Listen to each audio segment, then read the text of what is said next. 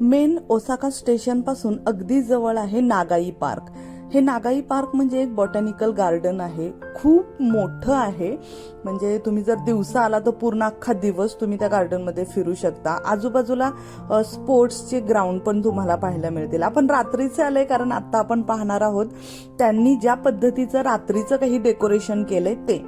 So या ठिकाणी तुम्हाला दिसत असेल झाडांच्या खाली एक वेगवेगळ्या पद्धतीच्या लाईटी लावलेल्या आहेत आणि त्या अशा बलून्समध्ये आहेत. बलून म्हणण्यापेक्षा प्लास्टिकचे खूप मोठे मोठे एक कंटेनर म्हणूयात की ज्याच्या खाली त्यांनी लाईट लावलेत.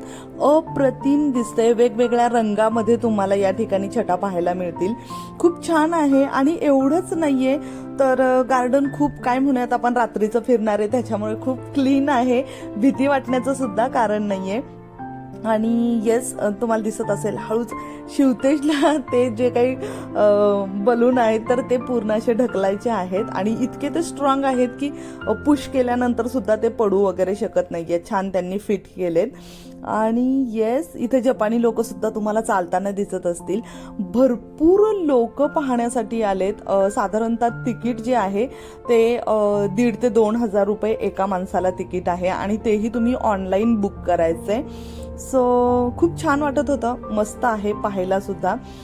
मेन म्हणजे त्याच्यामध्ये जे रंग बदलले जातात त्याच्यामुळे आणखीनच जास्त काय म्हणूयात त्या ठिकाणी तो एक वेगळा प्रकाश किंवा वेगवेगळे कलर आपल्याला पाहायला मिळत आहेत.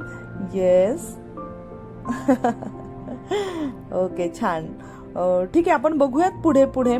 एवढंच नाही तर याच्या व्यतिरिक्त अजून बऱ्याच गोष्टी आहेत. तुम्ही जस्ट एन्जॉय करा आणि पुढे बघूयात आपण अजून काही वेगवेगळं पाहायला मिळतंय का. थँक्यू.